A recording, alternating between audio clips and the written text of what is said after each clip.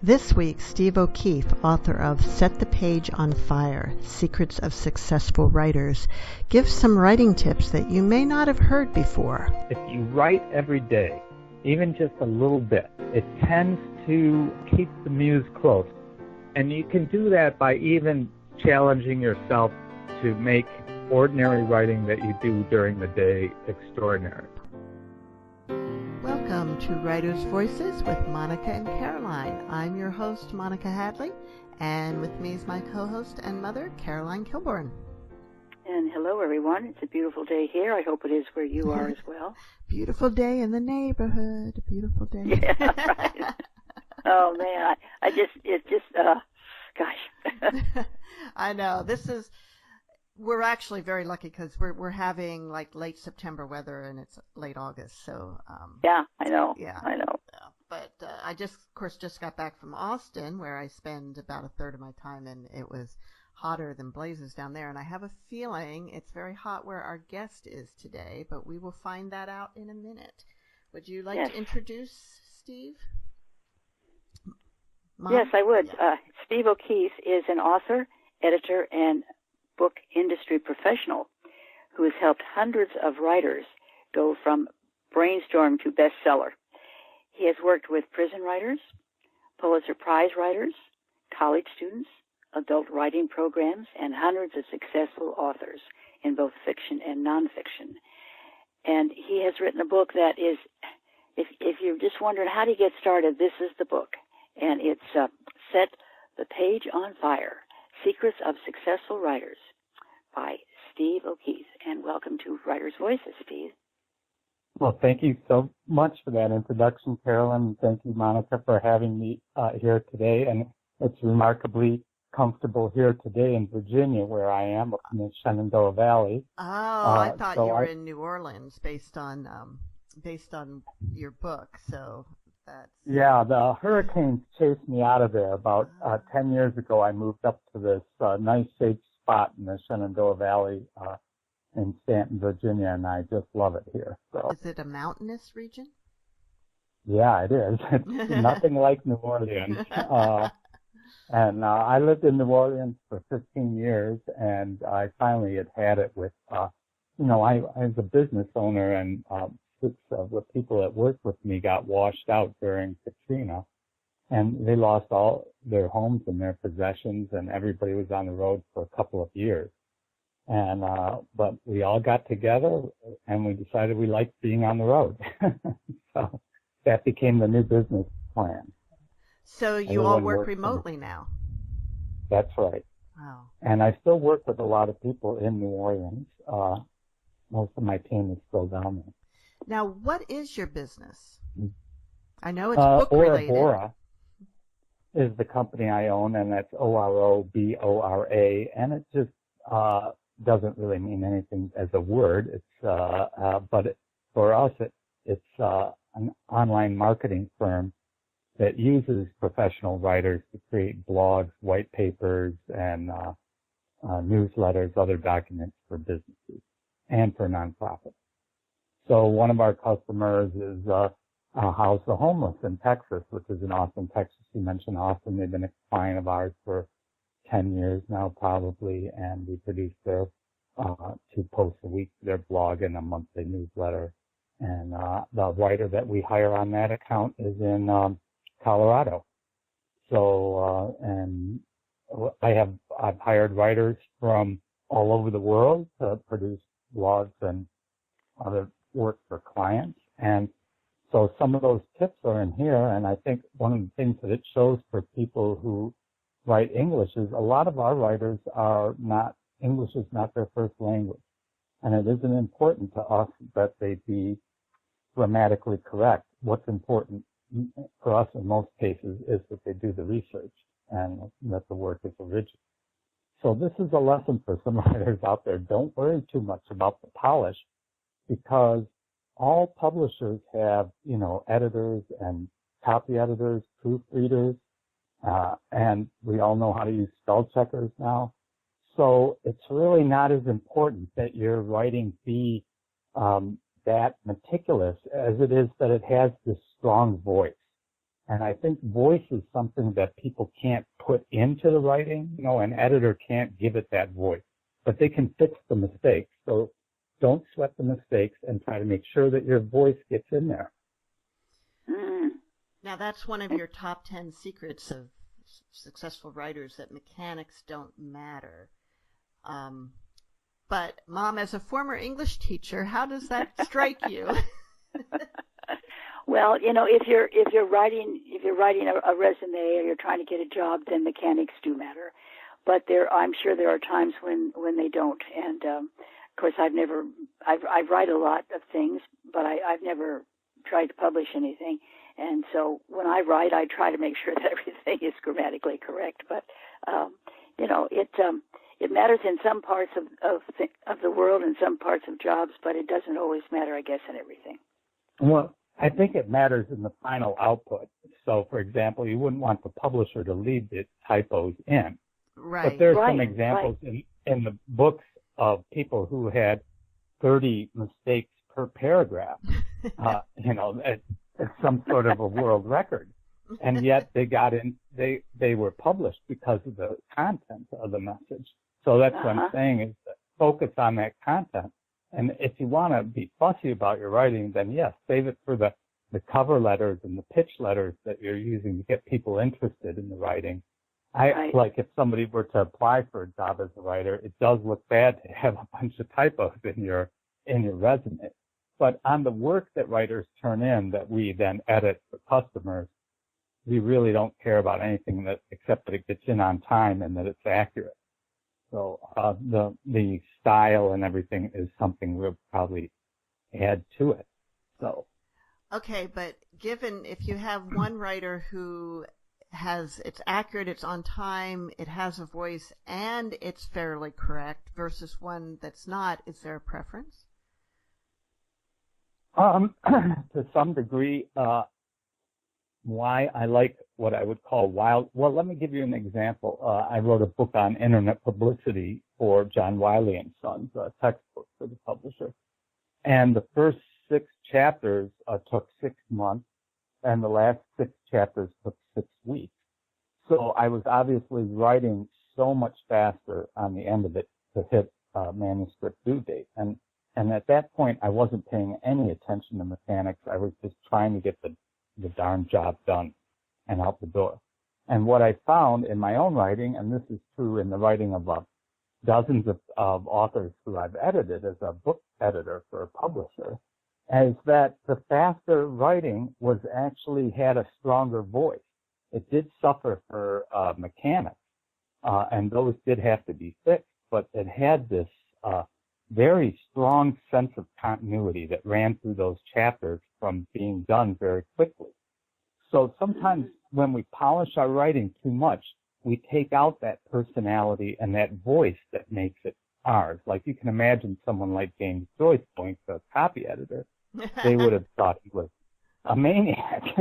So, and yet there is this voice that comes through that defeats that lack of grammar, that lack of form. And I think that that's true for writers. We have this voice, and it comes out when we write quickly.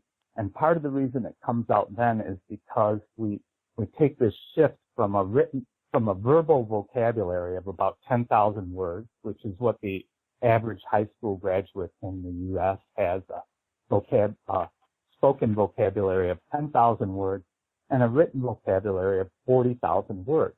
So once you start writing and you make that shift in your head from talking to actually writing, the words come out faster and you have a much bigger toolkit to express yourself with, and the result is writing that's easier for the reader to understand. Okay. Now we have interviewed hundreds of authors over the past, we're going on 13 years of doing this show.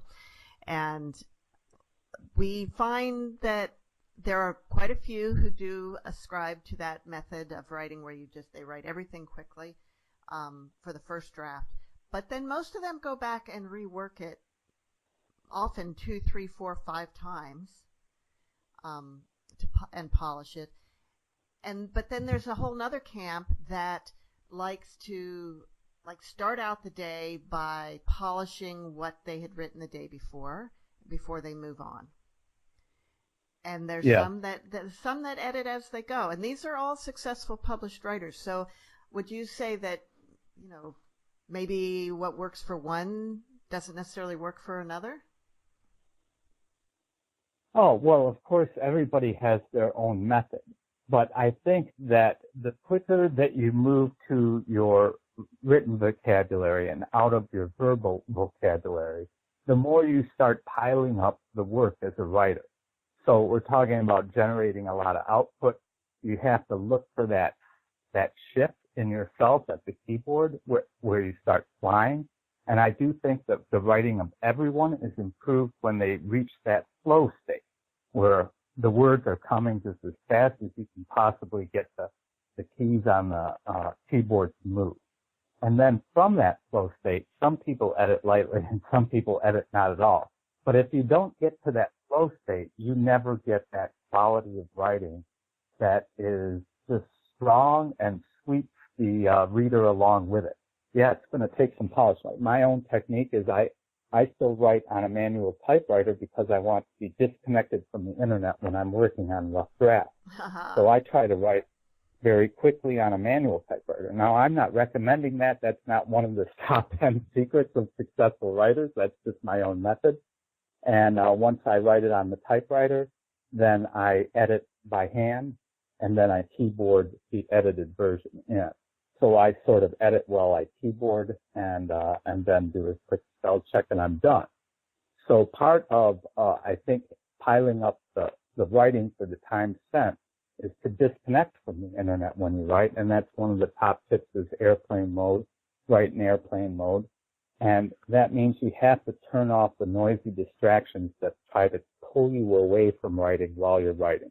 And that if you do your editing while you're writing, it's going to take forever to get anything done.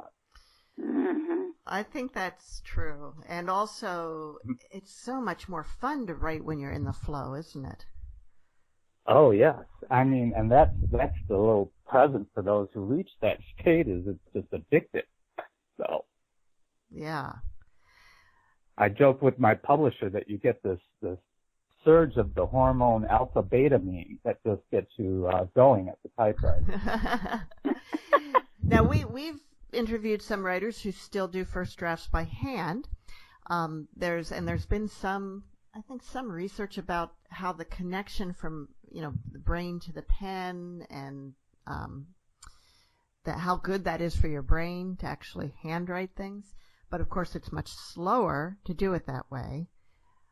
The advantage, and you talk about this in your book too, is you can do it anywhere. Absolutely. And like you, I've interviewed hundreds of authors. I had a business for 4 years called Author Views, running around the country interviewing authors about their books to create video trailers. And you're right, I was surprised by how many of them still write longhand on pads and stuff. And that rate is usually about 20 words a minute for the average person when you're writing longhand. So it takes longer, but even a full-length manuscript of 80,000 words, you can do that in 1 month if you write it longhand. So it's not, 20 words a minute is still a huge clip. If you can achieve that on a regular basis, then you can write a book in a fairly short order. And typing is about 40 words a minute. The fastest way of writing a book is to dictate it. And we speak at about 140 words a minute. But the problem is not many of them are very good words. Our verbal vocabulary is only 10,000 words. So when you look at transcripts on YouTube or a transcript of this call, and then you'll see that we use baby talk language when it comes out in writing in a transcript. And so you have to be aware when you are writing by voice that you have to dig deeper in your vocabulary. And some of the people who do very well with voice dictation are the visually impaired. So they are quite meticulous about what they say when they know they're being recorded, and so their paragraphs come out more needing less editing. But really, the fastest way to write would be to dictate and then clean up the dictation. Well, Steve, when I started reading your book, and one of the first things you talk about is this difference between the spoken vocabulary and the written vocabulary, and we'll get into that a little bit more. But it made me think about the autobiography of Mark Twain that came out. You know, he had a thing that it wasn't to be published until 100 years after his death, so it was published a few years ago. And really love Mark Twain, and I bought that, I think, on Kindle, and I read quite a bit of it, but I never really got absorbed with it. And Mark Twain's one of my favorite writers, but he dictated that. He didn't write it down himself. At least most of it was dictated in his later years. And it just made me think, even someone who, I mean, he was an amazing public speaker, so you would think that his spoken vocabulary would be great. Yeah, about the only time that those transcripts of written presentations have the kind of depth that natural writing has is when people are just reading from a written script. And it shows the value of using a written script whenever you're doing public speaking, because you will reach a much deeper level of description and explanation working from a written script. And also a much clearer flow of ideas. Yes. Usually. You have time to practice. Yeah. And you don't go off on tangents that lead nowhere, and then you have to figure out how to get back to the actual topic. Yeah. Well, you're listening to Writers' Voices with Monica and Caroline, and our guest today is Steve O'Keefe, author of Set the Page on Fire, Secrets of Successful Writers. So, Mom, I know you underlined a lot in this book. So, what were some of the things that really grabbed you? Well, I wanted him to explain this, explain the 4-part pitch. It sounded intriguing to me. And I have to say, in presentations that I've been doing since the book came out, the 4-part pitch is what people want to talk about most. And it's no surprise. This book started 25 years ago when I had been a book editor for 10 years, and I thought I knew all about it. And I'd worked with a lot of different writers, and I was teaching a class for adult writers in Port Townsend, Washington at the time. And I added a second class on how to get published, and that class was standing room only, and the other writing class not so much. So the thing is, people, they're less interested in learning how to write than how to find outlets for the writing that they're doing. And so a good portion of this book is devoted to that, and it revolves around using this 4-part pitch. And the pitches it's a simple pitch that's been honed with literally millions of repetitions. And it starts with a stroke, or pay the receiver a compliment. The second part is the pitch, state your case. And the third part is your credentials paragraph, why you. And the fourth part is action alternatives, which means you don't want to back people into a yes or no position. You want to offer some third route for them. And so how this works for writers, this can be used for a lot of different things like finding a job, but specifically for writers, most people querying or sending a pitch letter, that used to be called queries, now they call them pitches, but when you pitch, you're trying to get in front of an editor, and that isn't somebody to correct your work, that's somebody to purchase it. And at a publisher, they call them acquisitions editor. So the name editor implies that they are writing mechanics, but the fact is that some editors don't deal with the mechanics, they just purchase. And that's an acquisitions editor for a book publisher, or just an editor for a newspaper or magazine. And so the first line of your pitch to them better be about how wonderful they are, because if it's not, they're not going to go to line 2. And if you have that in there, if you have a genuine compliment in your opening line of your letter, it's almost guaranteed that they're going to read your pitch, which is the second paragraph. And if they read that and they like it, they're going to look at your credentials. And then you're going to offer them a couple of different ways that you'd like them to respond. You don't send a sample with your writing.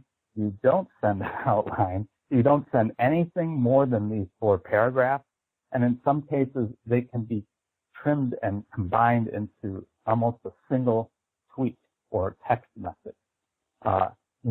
Compliment, state your case, why you, and then what you want, what actions you would like them to take. And so for a compliment for a publisher or an editor, you have to pay them a compliment on another book that they edited, or pay them a compliment on an article that they ran, or something that they did that you noticed that connects with your book.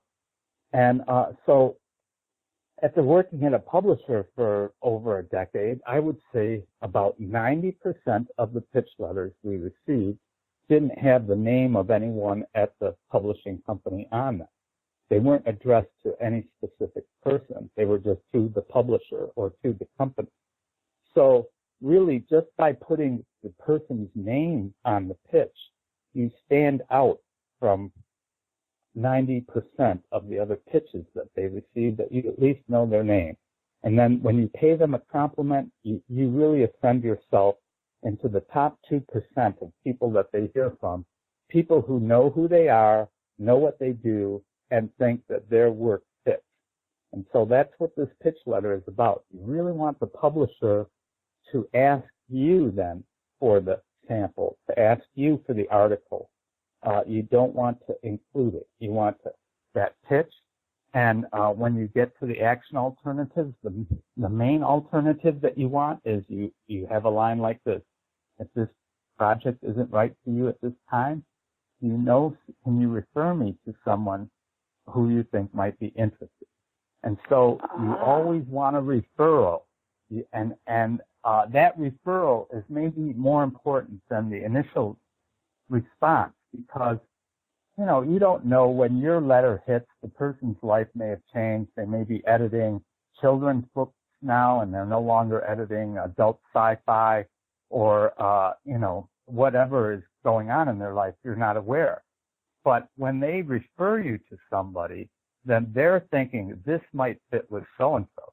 And then that becomes the stroke of your next pitch. I was referred to you by Mr. Big Shot Author, and you're on your way. And these referrals are, if you tumble this 4-part pitch, it's going to lead to your publication. And it's certainly going to lead to publishers asking to see your work instead of you always begging them to look at it. They'll be begging you to send it in. Boy, there's a lot to this, isn't there? Golly. Well, so many people. My wife is a collage artist, and she started as a writer, and she wrote a novel that she tried for a couple of years to get published. And she went to New York, and she met with agents, and the project never went anywhere. And it never occurred to her to look up the editors that she was pitching and find out what other books they edited and see if there was a connection there. And so I have a new author I'm just working with now. And that's Sandy Rosenthal at levies.org down in New Orleans. And she's got a heck of a book that's ready to go, queued up and ready to go. And she just gave me a list of books that she thinks are either similar or that she has respect for that are in the same field. And then I went and found out who the agents were on those books and who the editors were on those books. And sure enough, one of the editors is someone she knows, and we're off and running now. And how do you go about finding out who the agents and editors are? Well, this is going to sound remarkably simple, but you can go to an online bookstore of your choosing that has a look inside the book feature. And many books now have look inside the book. And you just search look inside the book for agent, or you search for editor. And usually author will thank their agent and their editor somewhere in the acknowledgments in the book. And you can go into a bookstore. You can come out with the names of 10 agents and editors after maybe 1 hour in a bookstore flipping through acknowledgments. And then you go home and look them up on the internet and see what else they've done. And once you start getting to know these agents and these editors, which is the layer right behind the authors, then you're traversing the right path to get published. Because those folks are going to either publish you or refer you to somebody if your stuff actually fits with the stuff that they've worked on before. They usually want more of what made them successful. So, rare is the editor or the agent that wants to now, leave a field like, say, mathematics books or something, and then go into, let's say, animal veterinarian books. I mean, people stay in the same field and they want more of whatever made them successful. So if your book is similar to another, now with Sandy Rosenthal in New Orleans, her story is similar to Erin Brockovich, and so we're looking at who published books on Erin Brockovich, and we're finding those editors and agents, and then pitching those people because they're going to want another hit. And Erin Brockovich was a hit for them. So. Okay, so initially it's targeting your pitch to the right person, finding the. That's it. Yeah, it's not a shotgun approach of sending 100 out. Right. Yeah, and it's the right individual person at the right company. That's right. And you're looking for the editor or the agent. Yep. Right, and addressing them directly. And then you move on to your pitch. What's your top advice about the pitch paragraph itself? That you have to keep it to one paragraph. You have to explain your book or your project in one paragraph. Sometimes when I'm doing articles, I'll actually pitch 3. I'll write to the editor, say something really beautiful about the last story I read of theirs, and then I'll say, would you be interested in one of these 3 stories? And I'll have a headline and a subhead for each 3, and then my credentials, then my action alternatives. So you can even pitch more than one, but you don't include them. You just you only write the ones that they say yes to, and that's secret number 2 out of the top 10 is get a commitment in writing. So that writing can just be email or a text. It can be, yeah, go ahead, do it. It doesn't mean you're going to get paid, but it means that they want to see the writing. And when you get that commitment, like when I do that where I pitch 3 stories at once, I only write the ones that they want. So the other 2 don't get written unless somebody else types up or I put them in later. Now, credentials, that's easy for you. You have a lot of writing credentials. What about somebody who's just getting started, or like someone who's written a novel, they're a first-time author? How do they pitch their credentials? And that's a good question. It's a tough situation. And there is a situation similar to that in the book with the author Maggie Thrash, who is now a very popular young adult author. And she started when she asked for my help, and we developed a 4-part pitch, but she had no writing credentials. And so writing credentials is a tough paragraph. And I believe that if you know how to write, then you deserve to have your writing considered by an editor or agent. So you have to get through this paragraph of why you or what are your credentials as a writer. So you can look for things such as if you've written a letter to the editor, then your writing has appeared in the name of the publication. If you have written anything that was published in junior high school or high school, in a newsletter, in a yearbook, any of those count as publications, and you can dress those up very well. And here's an example of an easy one that people can do. There's an exercise in the book called What Does Your Moon Look Like? And it's to send me 50 words about the moon, and I put them on the web. And the idea is that if we go as long as 50 words, no two persons' descriptions of the moon will ever duplicate. So you're talking about billions of possible descriptions of the moon, which is the same thing for all of us. I mean, it's the same moon. And there's 20 billion different ways of looking at it. And so this exercise is a lot of fun. And anyone can send it to me at steve-o'keefe.com. And I'm Steve-O'Keefe at steve-o'keefe.com. And you send me your 50-word description of the moon, and I will publish it on my site. And then you can say that you've been published on one of the top websites for writers on the Internet. So there's an easy way to get a credit. That's great. That's great. All right. I never even thought about, I have lots of what I've written published on the Internet.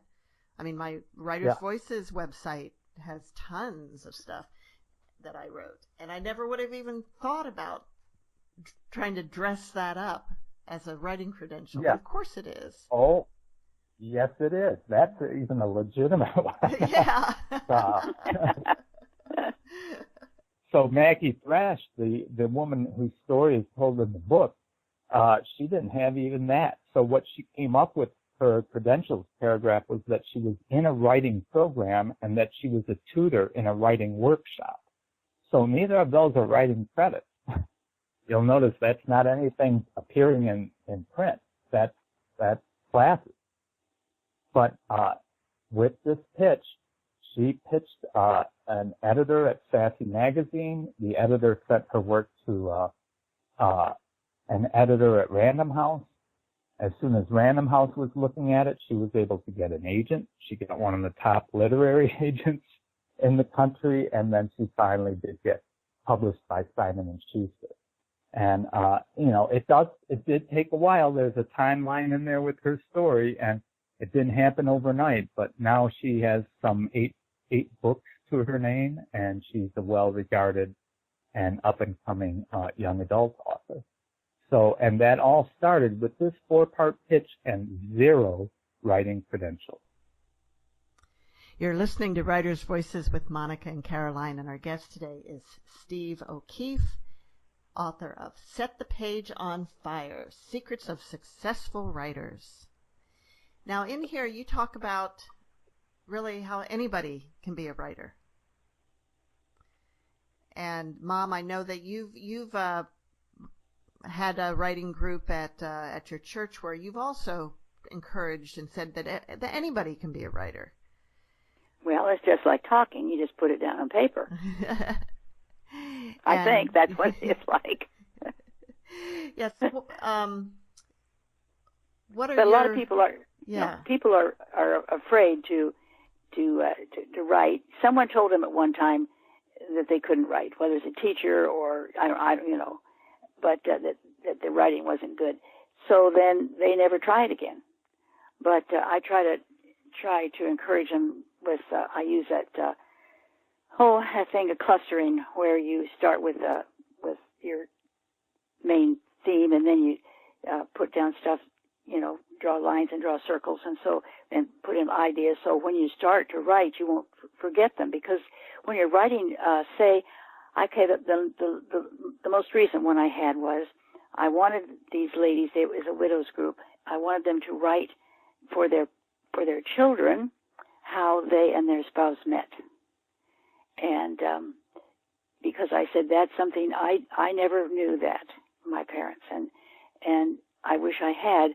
I certainly wish I had. And so, that's something that they can pass on. And that to me, writing is very important to pass on to your children or your family. And so I don't know. A lot of them didn't seem to take to it, but they didn't want to start writing. They didn't want to start writing as there. But I hope when they got home that they took that idea and tried it, because So, Steve, you have a whole chapter on You Can Do This, which is, geared to encouraging really everybody to write.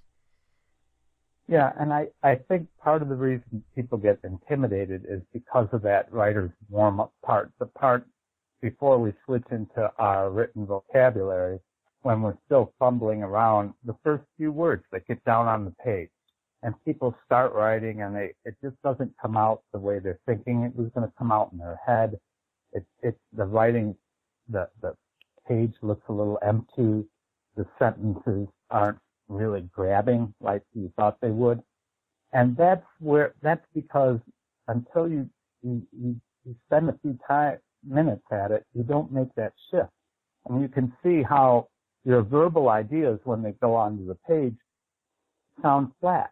And you have no inflection. Like here I'm using all kinds of tricks with my voice to convey meaning.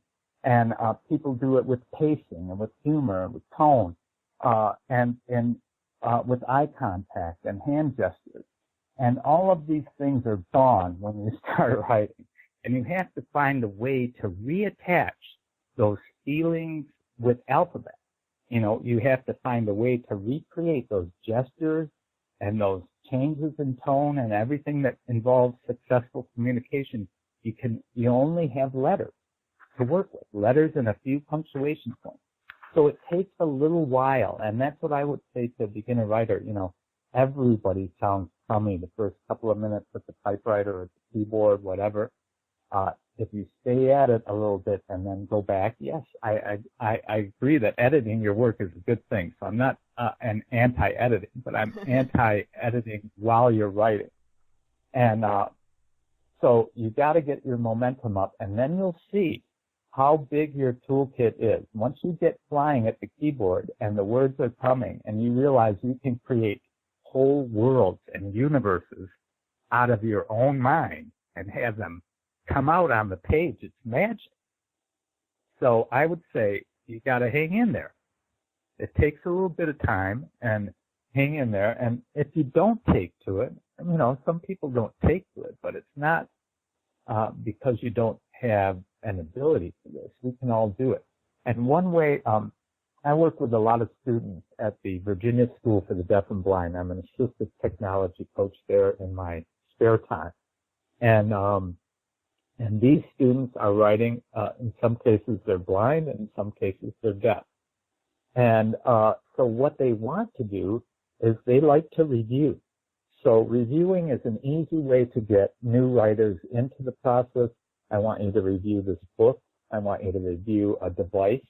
I want you to review your phone, review a song, review a toy. And when they start, because there's a desire to have their opinions count. And when you review, many of these students think about their opinions going up on YouTube or on Amazon next to these products, what they think about it.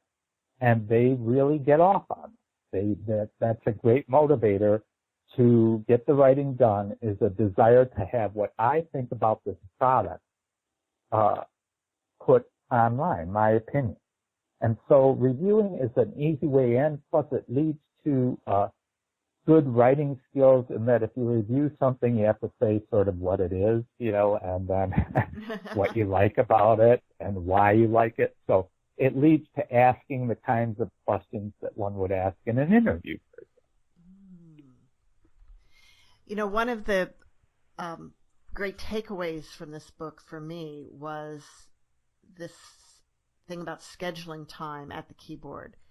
And it's in the summary, it says 2 hours a day equals a book in a month. 1 hour a day equals a book in 2 months. 15 minutes a day equals a book never, because it takes 15 minutes to get warmed up.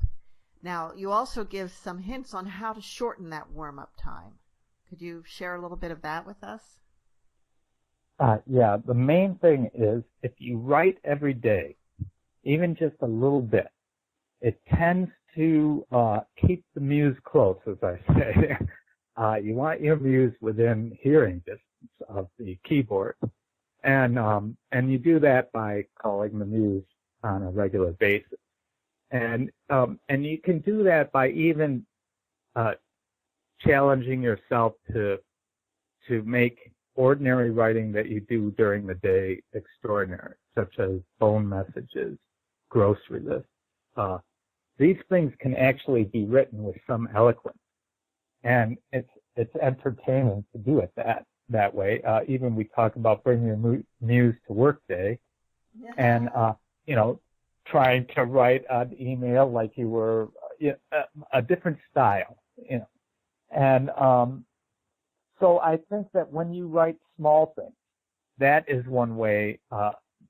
When you're writing regularly, it may only take you 5 minutes to just drop right into your writing brain, your writing vocabulary, and then you're off. And with regular writers, it's like that all the time.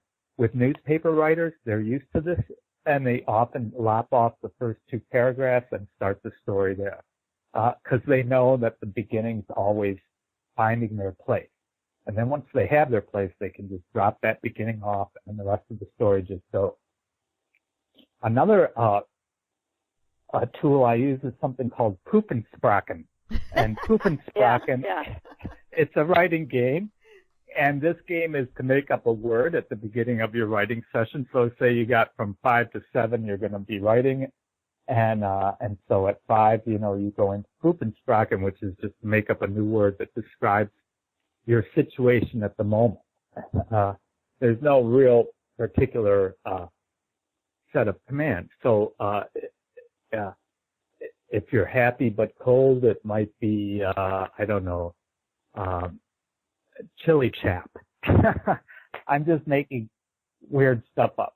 So you make up these weird words, and they often sound German, like you're piling one word into another, which is thus the Puppensprachen element of it. And what it does is it forces you out of that verbal vocabulary, and it forces you to reach down into the written vocabulary, and just doing that once is enough. And I created a lot of words that way that I used to try to get onto. Stephen Colbert had a segment called Word of the Day or Word on his show, and I sent him words like spindividualist that came from a session like that. And then once I could never get on his show, I had no bear was one of my words, which is the inability to get on Colbert. So, and did you take that one? No, he hasn't taken anything yet. But he does have a copy of the book, so that's nice. Oh, wonderful. And so anytime there's listening exercises are also mentioned in the book, and that is an exercise where you just say, write down everything you can hear right now. And you just try to get still for a second and listen to everything, all the ambient noise, and describe it all. And it takes about, 3 minutes of doing that is enough. And immediately you're into your written vocabulary. And partly that's because anytime you have to describe a sound, anytime you have to describe a taste or a flavor or something that is not already verbal, you're forced to come up with words. And like if you tried to say, what does vanilla taste like? Well, we could be here for a half hour trying to figure out, some way of saying what vanilla tastes like. But just the effort to attempt that a little bit is enough to just light that vocabulary on fire. You set the page on fire, and then you just take off. Wow. So. Steve, why don't you read a little bit from Set the Page on Fire? Okay. Second here. And this is definitely a book that you could I find that you could pick up and read any chapter on its own, and you'd get something out of it without even having read the other chapters. Right. And let's see, I have my chapters list here. And then once we do that, I want to talk a little bit about your thoughts about getting published. Okay. And let's see, you have interviewed a lot of writers. Let me talk about, I'm going to talk a little bit about Mark Sachs. Is that all right? Sure. Can I go there? Yeah. This is chapter 4 in the book. It's called Thinking, Talking, Writing, Reading. And it discusses what is the difference between when speaking, writing, reading, and thinking. And these are all 4 streams of vocabulary, but they're very different. And because they're different, they cause a lot of confusion. We tend to think of talking as writing, and it's not. And so this is a section called Writing from the Dark, Cultivating Your Dark Side. Okay. I hope I can get through this because there's some sections of the book I can't even read anymore. They evoke too many feelings for me. Okay, one reason would-be writers have trouble rendering their ideas into words is they're afraid of what they will uncover. I was not prepared for this when I started teaching. My goal was just to get people writing. I believe the answers to all questions about writing could be found by writing. You can talk and illustrate all you want, but no one will ever understand the writing process by trying to think it through. What I learned from teaching is that when people start writing, it doesn't take them very long to start writing about trauma. Powerful writing is often distilled from powerful experiences. For better or worse, we tend to remember our hurts much more keenly than our pleasures. It doesn't take long in life to get hurt, and badly. Our culture doesn't encourage talking about those hurts, unless it's on daytime television or with a professional therapist. When you combine a desire to write with serious pain that has gone unacknowledged or undiscussed, once you set the page on fire, you will find yourself opening old wounds and examining them. I think a lot of potential writers realize this, and pain drives some people away from writing for fear of what they might find. Good writing comes from the clarity and intensity of the feelings we have about our trauma. It can be heartbreaking to read the prose of a mother whose child died, or a soldier who had no choice but to kill an enemy combatant, or who did have a choice and chose to kill. These are difficult events to live with. They can be difficult to write about too. However, once you set the page on fire, you'll see memories pour out of you with fullness and detail you might never have experienced just thinking about them. Writing gets you to remember in ways that thinking does not. The writing mind can be quite detailed about things. The thinking mind leaves vague and ill-defined. I'm not a counselor, but I suspect this outpouring of old hurts is probably a good thing. Perhaps it enables writers to put their pain into context or just put it in the past. Something that happened, not something they're still going through. It might be that the only reason you're interested in writing is to get these episodes onto the page in hopes of gaining greater sense of understanding or inner peace. Once you've written your way through them, it's possible that you will have gotten what you needed from the writing process. A desire to deal adequately with tragedy is the motivating force behind about a quarter of the hundreds of writers I've interviewed. Now, I wonder if that's true for you. I'm taking a digression here from the text to ask whether you find that many of your writers are really just exploring some tragic thing that happened to them.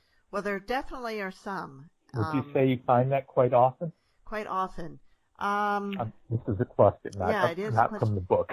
Yeah, well, I know. Yeah, in my writers group, see, what I tried to get them to do was remember their past, like the name of I named it Remembering Ourselves, and things that happened to us when we were children, because most of us are in our 70s and 80s, and so, you know, it's kind of neat to go back and remember things that were happy times and not so happy times, or things that, you know, I don't know, I enjoyed that. I really did. And some of my people in there really did too. They got into it.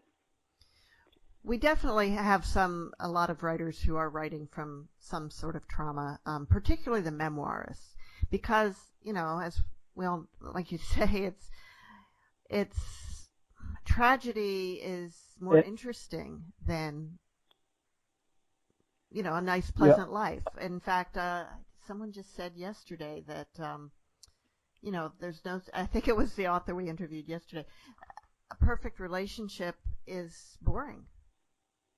There's got to be some conflict. I'll continue to read from this section. Yes. It has something about an interview that you might appreciate in here. Okay. So a desire to deal adequately with tragedy is the motivating force behind a quarter of the hundreds of writers I've interviewed. It's difficult to talk about hard things. It's easier to write about them. Writers say it takes only a few lines of type to return them to the time and the place of their tragedy. That's the power of this thing we call alphabet. When I interviewed famous vampire novelist Poppy Zebright, I couldn't get a smile out of it, something I needed from every interview for the still image that we anchor the video to. I asked about his agent. Bad idea. I switched to his publisher. No kind words. Finally, we started talking about restaurants in New Orleans, and he said the book gave him a chance to settle scores with all the bad places to eat in town. He smiled a devilish smile, the shot I needed, and went on to describe with great joy how much these restaurants fail. Writing from the dark side can lead to captivating prose because both writers and readers enjoy seeing justice prevail. No amount of interviewing prepared me for the half hour I spent with Joel Agee, son of the famous author James Agee. Joel's father died at the young age of 45 on his way to the hospital. At the time, Joel was a child living in Berlin with his mother and his half-brother Stefan. The following year, Joel's father posthumously won the Pulitzer Prize for fiction for A Death in the Family, a novel based on the death of his own father, Joel's grandfather, in a car crash. Years later, Stefan, his half-brother, started slipping into madness. Joel got the idea that if he could reach his brother, he could pull him out of the darkness. Joel used his writing to induce a mental illness similar to his brother's, an illness he almost did not escape from. He was unsuccessful in reaching his brother who committed suicide. Joel himself was institutionalized and almost lost his own life. The book In the House of My Fear, a memoir, is the incredible story of this dark journey. You can watch my unsettling interview with Joel Agee at the companion website for this book. So once you have dealt with your hurts as much as you feel you need to, you remove blockage to all the other things you'd like to write about. In this sense, writing about the hurts can be a kind of exercise in which you test how good you are at communicating strong feelings in prose. Don't be surprised if you find traumas bubbling up in your writing, even if you don't want to write about them or thought you were done with them. Writing is a process of discovery. Some of the things you discover will not be pleasant. Writer's block may be holding you back for good reason. If you are an honest and persistent writer, you will eventually uncover a dark side to yourself. What are you going to do with it? I think I know what Brenda Ullin would say. She's the author of the book If You Want to Write. Now we're getting somewhere. Get to know this charming devil. Take him around to the neighbors while you're at it. Great horror fiction comes from looking in the mirror. Do you harbor nefarious desires? You may not be able to write your way around them. Once you find the dark side of your character, it will be difficult for you to write other material without first dealing with these demons. And that's the end of that section.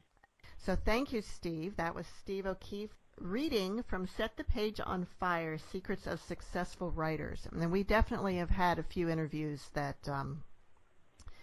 were writers that were writing from the dark side, particularly memoirs. And, of course, the one that really comes to mind is Sue Klebold, who was the author or the mother of the Columbine shooter and wrote about that. Oh, my. Yeah, that took such bravery to write that. But, Steve, before we run out of time, just in the last few minutes, you definitely recommend commercial publishing as opposed to self-publishing. Would you like to? Yeah, I think that unless we're talking about family stories, and Carolyn mentioned with her writing group that she's trying to encourage them to write their family stories, and I would just add a voice to that that's saying that writing is one of the best tools that we have for understanding our lives and the world around us. And that when we write about these things, oftentimes we come to see the point of our life in a different perspective. So writing helps us suss that out, even if it doesn't go any further than our drawers, you know. Right. But for the reason I don't like self-publishing that much is because I feel like you need to have at least 500 copies of a book out there if you're going to get any kind of momentum in terms of sales. So many publishers that I work for routinely give away 500 to 1,000 copies of a book that is a new book, review copies. And some, like the best of them, Source Books, for example, will give out 3,000 to 5,000 copies of a new book, free copies as review copies, to generate the kind of buzz that they need to get a national sales movement started. And so when you self-publish, if you really want to be commercially successful, you have to print a bunch of review copies. And if you do that, it costs you so much to print them when you go through typical self-publishing routes that you might as well either bite the bullet and print like 2,000 of them, which makes you a commercial publisher, or go to a commercial publisher and get published. Mm-hmm. And so it's because if you're going to do something that's as big as important as a book, and you want it to reach more than just your family members, you really have to give away hundreds, if not thousands, of copies, and that's expensive. And it's better if you can get a publisher to do that. So indeed. I think if people try the technique, the 4-part pitch in the book, they'll never go back to any other way of pitching again, because it is very effective at getting a commercial publisher for your interest in your work. And that's because even if you have the wrong person, they usually refer you to the right person. Mm. Well, Steve, with all your experience talking to so many writers and working in the publishing world, at what point, if someone's trying to get published and they've been trying for years, at what point would you expect them to be successful or give up? Like, if you've been doing it for 5 years, is it time to give up? Yeah. Well, from all the writers I've interviewed, I calculated an average of 8 years to get a book commercially published. And it took 8 years of effort on their part, or it took 8 years for them of being a self-published author to generate enough sales to interest a commercial publisher in picking up the book. So commercial publication starts with about 10,000 copies, and you have to be able to get rid of 10,000 copies in a short period of time when you are commercially published. So it does take about 8 years, but literally 100% of the authors I've interviewed were happy that they did this. Mm-hmm. Not one of them felt like it was overall, all in all, a bad experience. And the majority, I would say more than half, want to write another book, whether self-published or commercially published. Wow. So that shows that there's really a high level of satisfaction for authors, even if it takes freaking forever to get that book out. and it does. It just does. It takes way longer than it should, and it's so difficult, frustrating. And when you're self-published, there's all these sharks out there that are trying to fleece you, and so you have that added pleasure of having to navigate around them. So, right. Plus, you have to take care of all of the business end of publishing, which not all writers are interested in doing or really have the ability or skill to do. Yeah, unless you want to be an entrepreneur, I would suggest trying to just be a writer and try and spending and working hard to find a publisher the way I recommend, which is to zero in on a specific editor or agent, find out what was successful for them, and then mercilessly flatter them until they ask to see your work. So. Well, Steve, there's so much more we could cover in here. I didn't even get to asking you about your work with publishing inmates, and there's so many more questions, but we're out of time. Oh, that gives me a chance to come back. I would love to. That's right. And thank you so much for being here today. And, Mom, do you have a quote for us to close with? Yeah, I do. It's, when facing a difficult task, act as though it is impossible to fail. For instance, if you're going after Moby Dick, take along the tartar sauce. I like it. Thanks and goodbye, and see you all next week on Writers' Voices. Bye-bye, everyone.